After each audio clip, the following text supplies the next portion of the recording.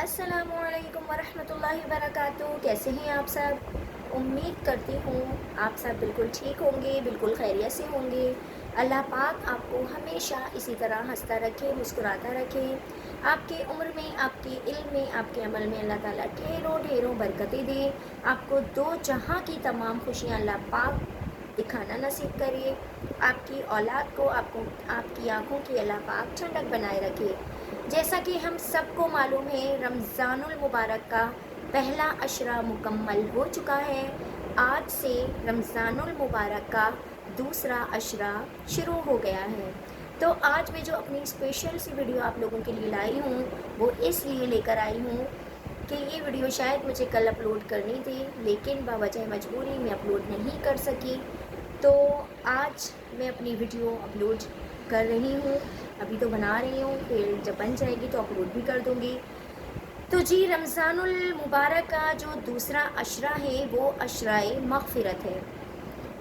عشرہ مغفرت کیا ہے کہ ہم اپنے گناہوں سے توبہ کرتے رہیں، گناہوں کی ہم اپنے زیادہ سے زیادہ معافی مانگیں، اپنا ٹائم، اپنا وقت دل لگا کر اللہ پاک کی عبادت میں لگائیں، فالتو کاموں سے، فالتو چیزوں سے ہم گریز کریں، پرہیز کریں، ٹھیک ہے؟ دوسرے عشرے میں کیا ہمیں پڑھنا ہے وہ بھی آپ سن لیجئے۔ دوسرے عشرے میں ہمیں استغفار کی کثرت کرنی ہے۔ استغفر اللہ ربی من کل ذنب واتوب الیہ۔ یہ کمپلیٹ استغفار ہے جو آپ نے چلتے پھرتے اٹھتے بیٹھتے پڑھنا ہے، اور یہ دوسرا عشرہ مغفرت سب سے زیادہ پڑھی جانے والی دعا ہے یہ، ٹھیک ہے؟ تو آپ زیادہ سے زیادہ استغفار کی کثرت کریں گے۔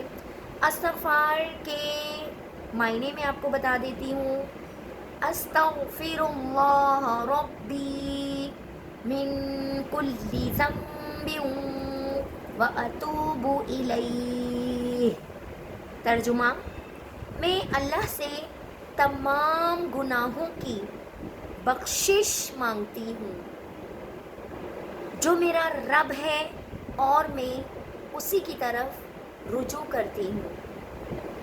تو آپ نے پریشان نہیں ہونا، گھبرانا نہیں ہے، نمازوں کی پابندی کیجیے، استغفار کی کثرت کیجیے، چلتے پھرتے اٹھتے بیٹھتے پڑھتے جائیے، اور وہ میری بہنیں، وہ میری بیٹیاں، وہ میری مائیں بلا عذر شرعی جن کے رمضان المبارک کے روزے ان 10 روزوں میں چھٹ جائیں گے، ان کے لیے میرا پیغام ہے کہ وہ یہ کثرت کے ساتھ پڑھ سکتی ہیں۔ وہ یہ نہ سوچیں کہ ہم روزے نہیں رکھ رہے، ہمارے روزے چھوٹ گئے ہیں تو اب ہم اس عشرے کو کیسے پائیں۔ تو پریشان ہونے کی ضرورت نہیں ہے، صرف آپ روزہ نہیں رکھ سکتی ہیں، نماز نہیں پڑھ سکتی ہیں، قرآن پاک کی تلاوت نہیں کر سکتی ہیں، لیکن آپ اپنی زبان کا استعمال کرتے ہوئے کلمہ پڑھ سکتی ہیں، استغفار کثرت کے ساتھ پڑھ سکتی ہیں۔ میں ایک مدرسے میں پڑھایا کرتی تھی، اب تو نہیں پڑھاتی، پر میں ایک مدرسے میں پڑھایا کرتی تھی، میں معلمہ تھی وہاں پہ۔ تو میں ان لوگوں کو یہ پیغام اپنا ضرور دوں گی کہ میری وہ بہنیں، وہ بیٹیاں، وہ مائیں جو مدرسے میں جاب کرتی ہیں، مدرسے میں بچوں کو قرآن پاک پڑھاتی ہیں، ہمیں سکھایا جاتا ہے کہ جب ہمیں ماہواری کے دن ہوتے ہیں تو ہم اس میں قرآن پاک کو ہاتھ نہیں لگا سکتے، لیکن ہم پڑھاتے ہیں۔ اب ایسا تو ہوتا نہیں ہے کہ جب ہمارے ساتھ یہ مسئلے مسائل چل رہے ہوتے ہیں تو ہم 7 دن کی چھٹی لے کر بیٹھ جاتے ہیں، ایسا نہیں ہوتا، ہم لازمی پڑھانے کے لیے جاتے ہیں۔ تو وہاں پہ ہمیں کیا سکھایا جاتا ہے، کس طرح ہمیں پڑھانا ہے؟ قرآن پاک کو ہمیں اپنے آپ سے دور رکھنا ہوتا ہے، ہم اسے ہاتھ نہیں لگا سکتے۔ اور ویسے بھی قرآن پاک کو تو ہاتھ لگانے کا یہ حکم ہے کہ ہم وضو کے ساتھ جب ہوں تو جب ہم قرآن پاک کو ہاتھ لگائیں گے، اور اس حالت میں تو ہم ویسے بھی وضو نہیں کر سکتے، بغیر وضو قرآن پاک کو ہاتھ لگانا جائز نہیں ہے، یہ تو ہم سب کو ہی معلوم ہے۔ لیکن پھر بھی میں یہ بات بتانا چاہوں گی کہ کس طریقے سے آپ کو پڑھانا ہوتا ہے اور کس طریقے سے آپ کو پڑھنا ہوتا ہے۔ تو جب ہم قرآن پاک پڑھانے جاتے ہیں تو کس طریقے سے پڑھاتے ہیں؟ جیسے پوری ایک آیت ہے الحمد للہ رب العالمین، تو ہم اس کو ایک سانس میں نہیں پڑھیں گے، ہم اس ایک آیت کے ٹکڑوں کی صورت میں اس کو پڑھیں گے۔ کس طریقے سے؟ یہ بھی سن لیجئے، الحمد للہ رب العالمین، ٹھیک ہے؟ یہ ہماری ایک سانس میں آیت ہم نے نہیں پڑھی ہے، ہم نے توڑ توڑ کے سانس کو پڑھا ہے، کیونکہ ہم جس فیلڈ میں کام کر رہے ہیں، مطلب اگر ہم ایک معلمہ ہیں، ہم ایک حافظہ ہیں اور ہم کسی مدرسے میں جاب کر رہے ہیں، تو سوچنے کی بات ہے وہاں سے ہمیں چھٹی نہیں مل رہی ہوتی، اور یہ تقریباً تمام خواتین کا مسئلہ ہے، کسی ایک کا نہیں۔ تو اس میں ہمیں کس طریقے سے پڑھنا ہے؟ اپنے آپ سے ہمیں قرآن پاک کو فاصلے پہ رکھنا ہے، ہمارے ہاتھ میں کوئی قلم یا کوئی پین یا کوئی پینسل وغیرہ ہے تو وہ ہمیں یوز کرنی ہے، ہم اپنے ہاتھ کو ٹچ نہیں کر سکتے قرآن پاک کے اوپر۔ اور آپ نے کس طریقے سے پڑھنا ہے؟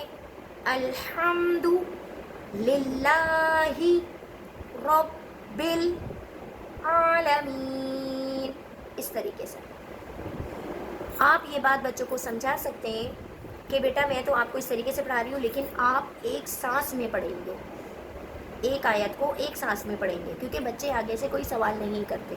یہ تو ہمیں مسئلہ پتہ ہے، پھر میں مدرسے میں پڑھا چکی ہوں تو میں اس وجہ سے یہ بات آپ کو بتا رہی ہوں۔ جیسے بہت سارے لوگوں کا یہ کہنا ہے کہ نہیں ہم اس حالت میں ہوتے ہیں تو ہم نہیں پڑھ سکتے، تو ہم قرآن پاک کی تلاوت نہیں کر سکتے، لیکن ہم جس ادارے میں کام کر رہے ہیں ہم وہاں جا کے چھٹی تو نہیں اپنی وہ کر سکتے نا، تو یہ ایک پڑھانے کا طریقہ کار ہوتا ہے۔ اب الرحمن الرحیم مالک یوم الدین ایاک نعبد و ایاک نستعین، اس طریقے سے آپ پڑھا سکتے ہیں۔ اور استغفر اللہ ربی من کل ذنب واتوب الیہ، اس طریقے سے آپ پڑھ سکتے ہیں۔ تو اس حالت میں بالکل پریشان ہونے کی، بالکل گھبرانے کی ضرورت نہیں ہے کہ عشرہ مغفرت ہے اور ہمارے تو روزے چھوٹ گئے ہیں، تو ہم کس طریقے سے اس عشرے کو گزاریں؟ اپنے سر کو دوپٹے یا اسکارف کے ساتھ کور رکھیں گی، شیطان آپ سے کوسوں دور رہے گا۔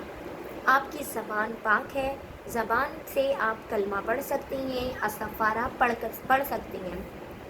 اور ہم تو اتنے خوش نصیب ہوتے ہیں، ہم خواتین جو ہوتی ہیں وہ آپ یقین مانیں ہم اتنے خوش نصیب ہیں کہ سحری بنانے کا انتظام ہمارے ہاتھ میں ہوتا ہے، افطار بنانے کا انتظام ہمارے ہاتھ میں ہوتا ہے، تو ہمیں تو ویسے ہی ثواب مل رہا ہوتا ہے، ہم تو ویسے ہی ثواب کا کام کر رہے ہیں۔ ابھی دیکھیں نا، اگر ہماری چھٹیاں چل رہی ہیں تو اس کا مطلب یہ تھوڑی ہے کہ ہم سب کو چھٹی دے دیں گے کہ بھئی ہم تو نہیں بنا رہے ہیں، ہماری تو چھٹیوں کے دن چل رہے ہیں، ہمیں تو نہ نماز پڑھنی ہے نہ ہمیں روزہ رکھنا ہے، تو ہم کیوں اٹھیں؟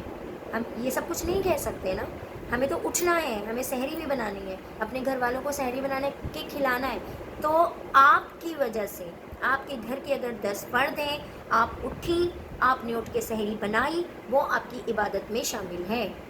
آپ نے اٹھ کے سحری بنائی، سحری بنا کے آپ نے سب گھر والوں کو کھلایا، وہ آپ کا عبادت میں کام ہے۔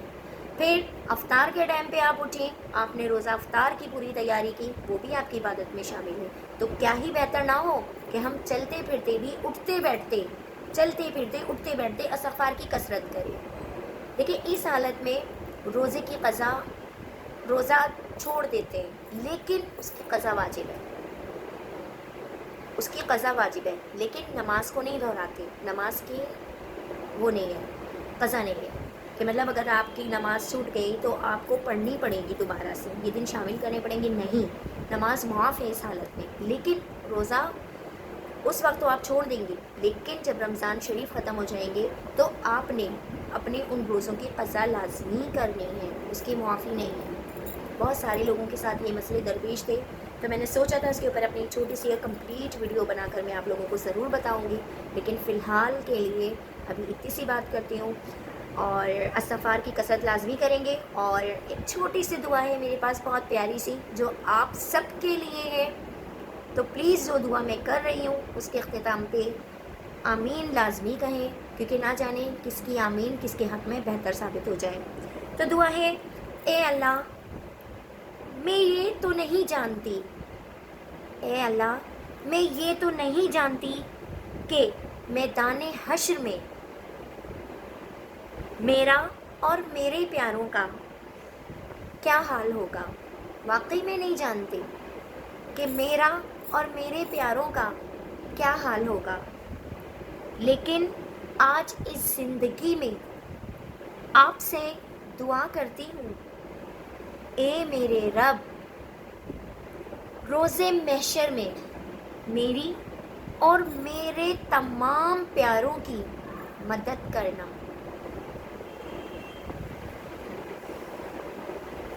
جیسے آپ نے دنیا میں ہماری خطائیں ایک دوسرے سے چھپا کر ہمیں عزت دے رکھی ہے، وہاں بھی ہمیں ایک دوسرے کی نظر میں شرمندہ ہونے مت دینا۔ ہم نہیں جانتے ہمارا نامہ اعمال ہمارے سیدھے ہاتھوں میں دیا جائے گا یا ہمارے الٹے ہاتھوں میں دیا جائے گا، لیکن میرے رب تو بہتر جاننے والا ہے۔ اس عشرۂ مغفرت کے صدقے میں تو مجھے دیکھنے والے تمام لوگوں کی مغفرت فرمانا، گناہوں سے آزادی دینا، ہم سب کا نامہ اعمال ہمارے سیدھے ہاتھوں میں دینا، روز محشر ہمیں شرمندہ ہونے سے بچا لینا۔ ہم گناہ گار ہیں، ہم بے حد گناہ گار ہیں، خطا کار ہیں، بدکار ہیں، لیکن تو 70 ماؤں سے زیادہ رحم کرنے والا ہے۔ تو ہم پہ رحم کرنا، ہمارے ایک ایک پل کو، ایک ایک سیکنڈ، ایک ایک منٹ کو عبادت میں گزارنے والا بنا دے۔